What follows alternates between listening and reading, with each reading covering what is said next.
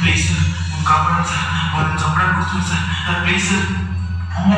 కంగారు పడిన తమ్ముడు, ఇదంతా భీమనాయక్ స్టేషన్ సరౌండింగ్ ఏరియా. ఎప్పుడు ఏం చేయాలి?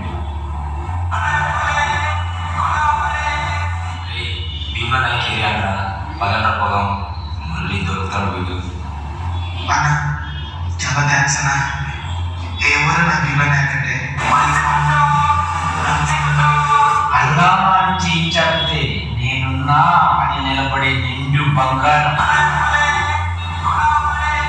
అన్యాయాన్ని అడ్డంగా ఎదిరించి ఎంతటోనైనా మెడ ఉంచి ఎక్కడోనైనా ప్రశ్నించగలే జనసేనుడు.